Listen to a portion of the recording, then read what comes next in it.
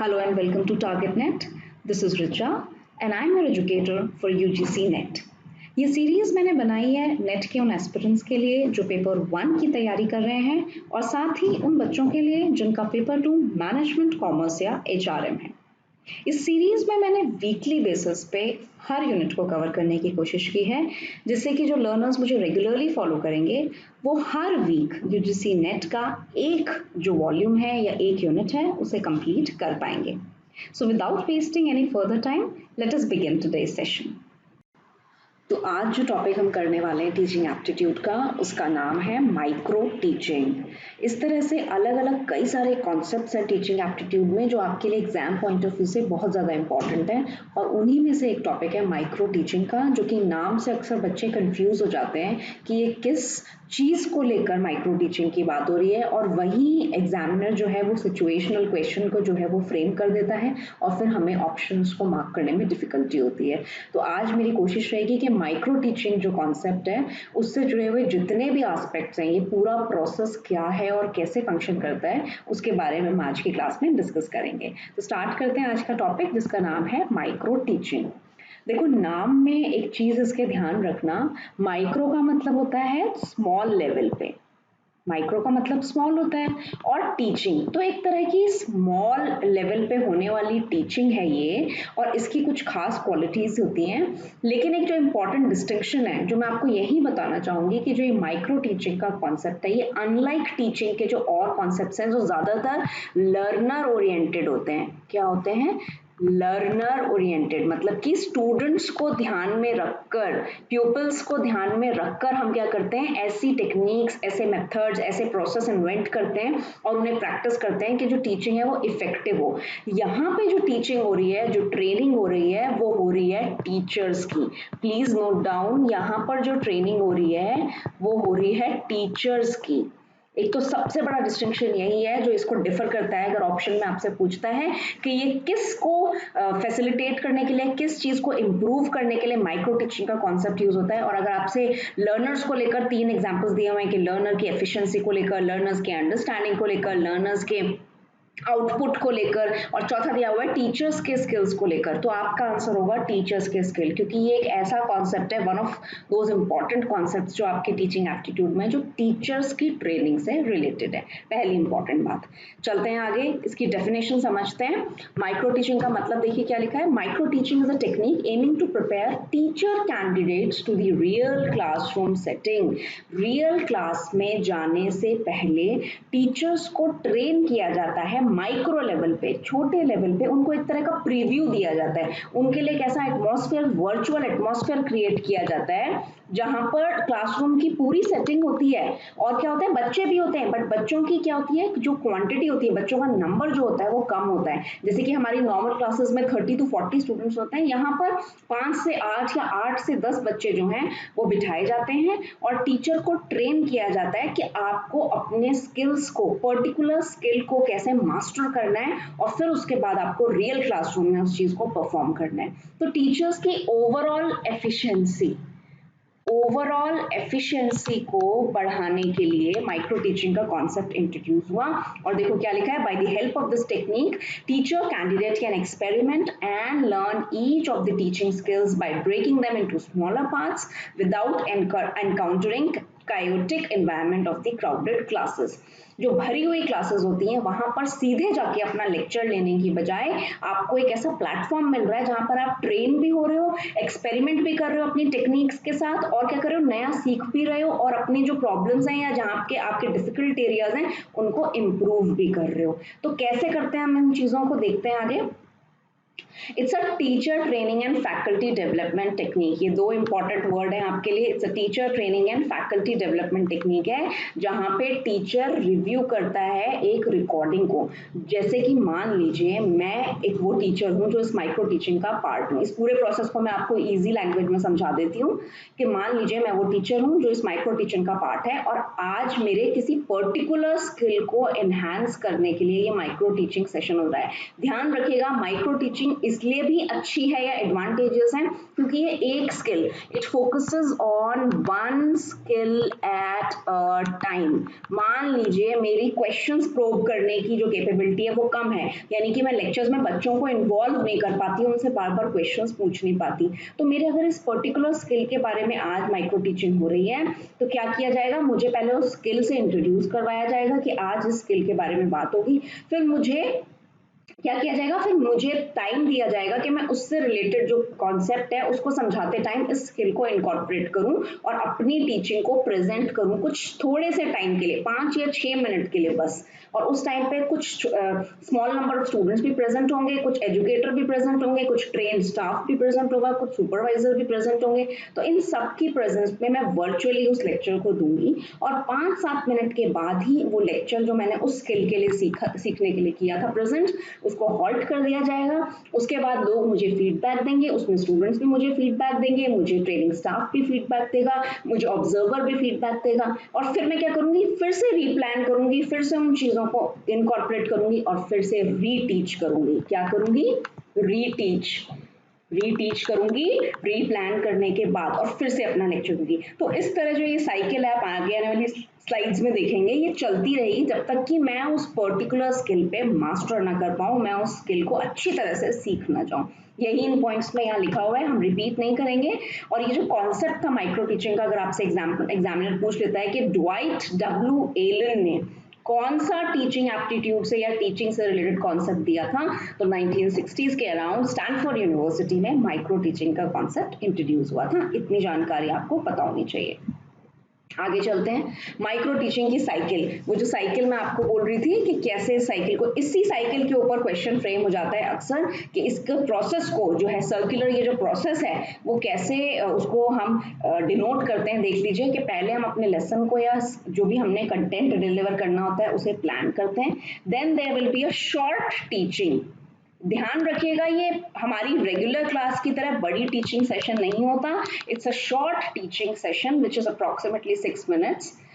उसके बाद क्या होता है, फीडबैक दिया जाता है। 6 मिनट मैंने पढ़ाया, उसके बाद मुझे फीडबैक दिया, फीडबैक के बाद मैंने क्या किया, उन चीजों को ध्यान रख के जो मेरे नेगेटिव एरियाज थे जहां मुझे इंप्रूवमेंट की जरूरत है उनको फिर मैंने अपने लेक्चर को फिर रीप्लान किया और फिर क्या किया, मैंने उसको फिर से रीटीच किया। तो यहाँ देख रहे हैं ये लगभग मिला के 6 12 3 18 प्लस 12 कितना हो गया, लगभग 30 मिनट का सेशन जो था माइक्रो टीचिंग का, उसमें मैंने एक स्किल को पर्टिकुलरली जो है उसको मास्टर कर लिया लोगों की प्रेजेंस में, फीडबैक और चेंजेस के साथ। ये कंटिन्यूअस डेवलपमेंट का टीचिंग मॉडल है, ये एक कंटिन्यूअस डेवलपमेंट का टीचिंग मॉडल है जो कि स्कूल लेवल पे, आप बोल सकते हैं स्कूल लेवल पे बहुत ज्यादा पॉपुलर हो गया है वर्ल्ड वाइड, और ज्यादा से ज्यादा जो प्री स्कूल्स होते हैं, प्री स्कूल्स में इस मॉडल को जो है वो फॉलो किया जाता है, माइक्रो टीचिंग के मॉडल को। ये साइकिल जरूर याद कीजिएगा, इसको वो इस तरह से भी पूछ सकता है, कई बार वो इस तरह से पूछ लेता है, प्लान, टीच, रीप्लान, रीटीच, इस तरह से ये जो सीक्वेंस है ये किस कॉन्सेप्ट के अंदर आती है या किसने दिया था, तो जो मैंने आपको बताया था पीछे, एलन ने, ड्वाइट एलन ने इनको दिया था और इसका नाम है माइक्रो टीचिंग। आगे चलते हैं, ये वही प्रोसीजर है जो मैंने आपको भी बताया था कि ट्रेनिंग के इस प्रोसेस को में इसको छोटे लेवल पे, जो बड़ा क्लासरूम का लेवल होता है उससे छोटे लेवल पे, यानी कि जो कॉम्प्लेक्सिटी है रियल क्लासरूम की उसको दूर करके क्या किया जाता है, इसको सिंप्लीफाई करके यहाँ पे हम प्रेजेंट करते हैं। और इसमें क्लास साइज, जो टॉपिक दिया है, कंटेंट भी छोटा होता है तो टीचर के पास क्या होती है, ज्यादा फ्लेक्सिबिलिटी और फ्रीडम होती है कि आपने छोटे टॉपिक को कवर कर रहे हो तो आप 5 मिनट के टाइम में, 6 मिनट के टाइम में बेहतर चीजें प्रेजेंट कर पाओगे एक लेंथी टॉपिक के कंपैरिजन में। जो सुपरवाइजर होते हैं वो पहले बताते हैं कि वो ट्रेंड स्टाफ होते हैं, जो सुपरवाइजर्स होते हैं ये ट्रेंड स्टाफ होता है माइक्रो टीचिंग को लेकर, या ट्रेंड एजुकेटर्स होते हैं जो आपको पहले उस स्किल को डेमोन्स्ट्रेट करके दिखाते हैं कि कैसा होना चाहिए, this is what we expect from you and this is the skill will be talking about. आज की क्लास में हम इसके बारे में बात करेंगे। उसके बाद वो उसको कैसे बताएगा डेमोन्स्ट्रेट, एक लाइव डेमोन्स्ट्रेशन भी दे सकता है, वीडियो प्रेजेंटेशन भी दे सकता है। उसके बाद क्या होगा, ग्रुप मेंबर्स एक टॉपिक को सेलेक्ट करेंगे और लेसन प्रिपेयर करेंगे और फिर उसके बाद टीचर ट्रेनिंग को ये अपॉर्चुनिटी दी जाएगी कि वो अपने उन स्किल्स को प्रैक्टिस करके इवैल्यूएट कर पाए और उसके बाद जो होगा वो ये टीचिंग सेशन फॉलो होगा और फिर वही रीप्लान रीटीच का साइकिल जो है ये चलता रहेगा। इसके कुछ प्रिंसिपल्स होते हैं, मैंने यहाँ पर लिखे हैं। प्रिंसिपल्स का मतलब सीधे ये है कि इन चीज़ों को इनकॉर्पोरेट करके माइक्रो टीचिंग जो है उसको प्रेजेंट किया जाता है, ये ऑपरेट होती है। वाई, देखो यहाँ पे सिंपल सी बातें लिखी हुई हैं, one skill at a time. ये जो कॉन्सेप्ट है ये हमें mastery is the word. Mastery का मतलब क्या होता है, मास्टरी का मतलब होता है उसके आप एक्सपर्ट बन गए पूरी तरह से, एक स्किल पे फोकस करने की अपॉर्चुनिटी देता है। दूसरी चीज क्या दी है, practice makes a man perfect. आप अच्छे से जानते हैं कि जब आप बार बार उसी कंसेप्ट को प्रैक्टिस करेंगे, बार बार उसी स्किल पे काम करेंगे अनटिल अनलेस आप उसके एक्सपर्ट ना हो जाएं, तो क्या हो जाएंगे आप परफेक्टली। जब आप रियल क्लासरूम में उस चीज को करेंगे तो आपको कोई प्रॉब्लम नहीं आएगी। स्मॉल स्केल कंटेंट, मैंने वही बताया था, लिमिटेड कंटेंट यानी कि स्मॉल टॉपिक, या फिर मैं लिख सकती हूँ स्मॉल टॉपिक जो होता है वो आपको क्योंकि यहाँ पे दिया जाता है तो आपका क्या होता है, आपके पास परफॉर्म करने की फ्रीडम होती है, फ्लेक्सिबिलिटी होती है। एक्सपेरिमेंट्स, अपने उस स्किल को में मास्टर हासिल करने के लिए, जो मास्टरी हासिल करते हो आप, उसके लिए जो ये प्रोग्राम होता है इसमें बहुत सारे एक्सपेरिमेंट्स किए जाते हैं लर्नर के साथ। फॉर एग्जांपल, अगर मान लीजिए, जैसे मैंने आपसे पूछा क्वेश्चन बोलने की एबिलिटी, मान लीजिए मेरे वर्बल स्किल्स थोड़े से लैग कर रहे हैं, तो बहुत सारे लैंग्वेज रिलेटेड एक्सपेरिमेंट्स मेरे साथ करवाए जाएंगे और मेरी उस स्किल को तब तक इम्प्रूव किया जाएगा जब तक मैं उसमें एक्सपर्ट ना हो जाऊं। तो बहुत सारे एक्सपेरिमेंट्स और एक्सरसाइजेस की मदद से ये माइक्रो टीचिंग जो है ये परफॉर्म की जाती है। It gives a self evaluation opportunity. एक लर्नर को फाइनली अपनी फाइनल परफॉर्मेंस जो आपको देनी है क्लासरूम में, उसको इवैल्यूएट करने की एक प्लेटफॉर्म मिल रहा है खुद से। मान लीजिए मेरे को एक क्लास लेनी है और मेरे को सीधे ही क्लासरूम भेज दिया जाता है और जहां पे मैं अपनी मल्टीपल कैपेबिलिटीज, मल्टीपल स्किल्स को पोर्ट्रे कर रही हूँ, अब उनमें कुछ कमियां भी होंगी, मेरे को कोई ट्रायल लेने का मौका तो नहीं मिला ना, लेकिन ये जो प्लेटफॉर्म है वो आपको क्या दे रहा है, ट्रायल करने का, आपको एक परफॉर्मेंस पहले देने का और फिर सीखने का मौका दे रहा है। तो ये आपको एक सेल्फ इवैल्यूएशन अपॉर्चुनिटी का प्लेटफॉर्म है। इंस्टेंटेनियस फीडबैक, ये आपको किससे मिल रहा है, लर्नर्स से।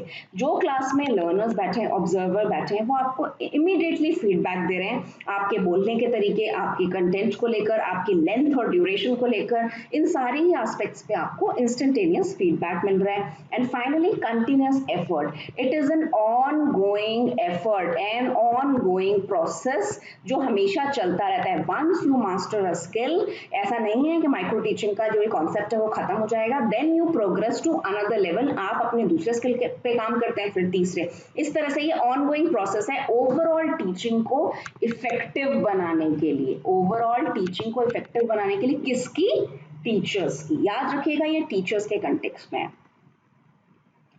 फेजेस देख लेते हैं इसके।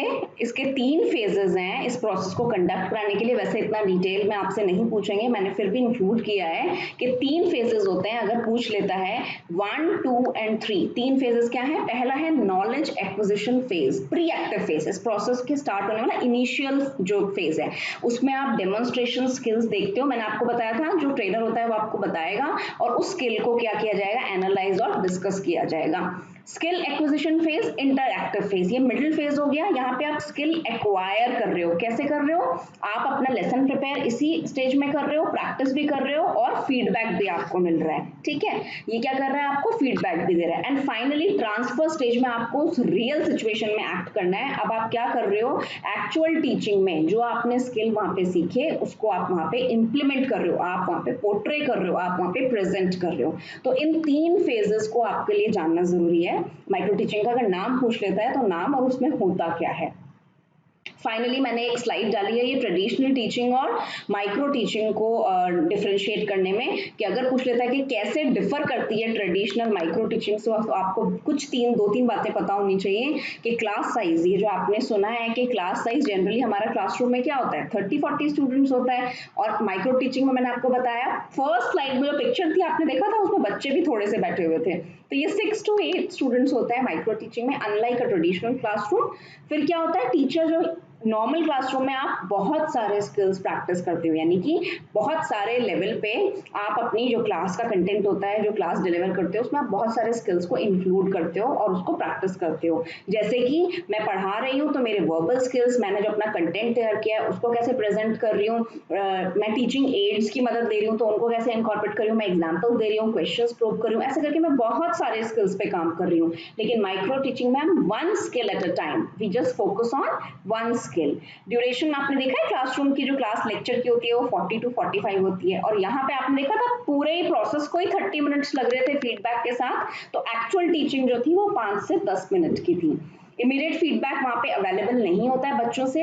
कहने का मतलब ये है कि क्लास के बीच में फीडबैक आपको नहीं मिल सकता। Once you have started your class, you are bound to finish your class, और एंड में आप चाहें तो फीडबैक ले सकते हैं कि आपको कॉन्सेप्ट समझ में आया या नहीं। वो भी क्या होगा, एक तरह से लिमिटेड फीडबैक होता है बच्चों की तरफ से।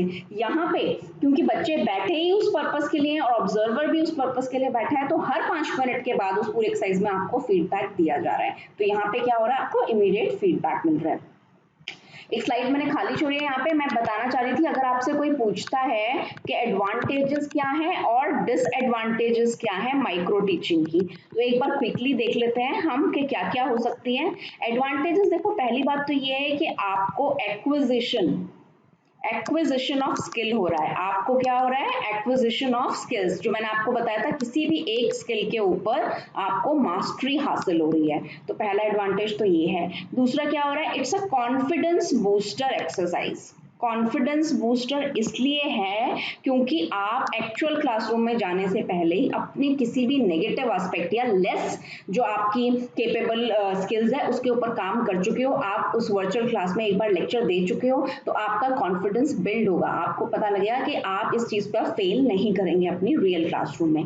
इसके अलावा ये एक बजट ओरिएंटेड एक्सरसाइज है। बजट ओरिएंटेड इसलिए है क्योंकि आप देखो एक स्मॉल से सेटअप में आप टीचर को ट्रेन कर रहे हो, एंड अनलाइक अ नॉर्मल जिसे आप कहते हो normal and formal teaching session, teacher refresher courses या ट्रेनिंग कोर्सेज की बजाय आप क्या करो, एक बजट में एक कमरे के अंदर इस पूरे मॉडल को जो है वो आप फंक्शनल कर रहे हो और इसको आप मॉनिटर कर रहे हो, इंप्रूवमेंट कर रहे हो, सारी चीजें कर रहे हो एक रूम के सेटअप के अंदर, जो कि एक बजट ओरिएंटेड एक्सरसाइज है in comparison to other exercises. और आप क्या कर रहे हो, एक सिस्टमैटिक लेसन बनाने के लिए आप मोटिवेट हो रहे हो, आप इन चीजों से सीख रहे हो कि कैसे मुझे अपने लेक्चर को सिस्टमैटिकली बनाना है, एक प्लान्ड वे में डिलीवर करना है। प्लानिंग की इंपॉर्टेंस आप इस एक्सरसाइज से सीख रहे हो। तो ये कुछ मोटी एडवांटेजेस हैं। डिसएडवांटेजेस की अगर मैं बात करूं तो क्या हो सकती है, यहाँ पे टीचर की जो क्रिएटिविटी है वो थोड़ी सी हैम्पर हो जाती है, इस सेंस में कि टाइम कम है। मान लीजिए कोई टॉपिक है जो आप थोड़ा ज्यादा टाइम लेके समझाना चाहते हैं, बट आपको टाइम का रिस्ट्रिक्शन है, आपको सिर्फ 5 या 10 मिनट मिल रहे हैं, तो उसमें थोड़ी सी क्रिएटिविटी जो है वो खराब हो जाती है, हैम्पर हो जाती है। दूसरा क्या होता है, इस एक्सरसाइज को कराने के लिए आपको ट्रेनिंग स्टाफ रिक्वायर्ड होता है। आपको ऐसे एजुकेटेड लोग चाहिए जिनको इस एक्सरसाइज को कंडक्ट कराने की, इन सारे स्किल्स को डेमोन्स्ट्रेट करने की और उसको फिर एनालाइज करके ऑब्जर्व करके फीडबैक देने की कैपेबिलिटी हो, उसमें ट्रेंड हो। ट्रेन स्टाफ को एम्प्लॉय करना यहाँ थोड़ा सा डिफिकल्ट हो जाता है इस ट्रेनिंग एक्सरसाइज को लेकर। और क्या होता है, लेस स्टूडेंट है, since there are less student तो क्या है, लेस जो है आपका वो आपको इंटरेस्ट है। अब जो टीचर आपको पढ़ा रहा है, मान लीजिए आपके सामने एक भरी हुई क्लास है, तो आप क्या फील करते हो, ज्यादा बॉन्डिंग और कनेक्ट फील करते हो, आप मोटिवेट फील करते हो कि आप ज्यादा से ज्यादा लोगों को अपना लेक्चर कन्वे कर रहे हो। वहीं अगर आपके पास 5-6 स्टूडेंट बैठे हो तो आपका मोटिवेशन थोड़ा सा कम हो जाता है और ऑलरेडी टाइम कम है, तो इन सारी चीजों की वजह से क्या होता है, टीचर थोड़ा सा लेस मोटिवेटेड फील करता है। और ये पूरी एक्सरसाइजेस को कंडक्ट कराना, देखो कंडक्ट होने में तो 25-30 मिनट लगे, लेकिन इस पूरे प्रोजेक्ट को करवाने में जो में टाइम लगता है वो थोड़ा ज्यादा होता है। तो ये कुछ बेसिक एडवांटेजेस और डिसएडवांटेजेस हैं माइक्रो टीचिंग को लेकर। आई होप आपको ये कॉन्सेप्ट अच्छे से समझ में आया होगा और इससे रिलेटेड अगर कोई भी क्वेश्चन आता है तो आप उसे क्रैक कर पाएंगे। So that was all for today's session. अगर आज के सेशन में आपको कोई डाउट है या आप कोई क्वेश्चन पूछना चाहते हैं तो मुझे कमेंट सेक्शन में लिखकर ज़रूर बताइएगा। और अगर आज का सेशन आपको अच्छा लगता है then do like, subscribe and share my channel. Thank you so much and see you in the next session. Bye bye.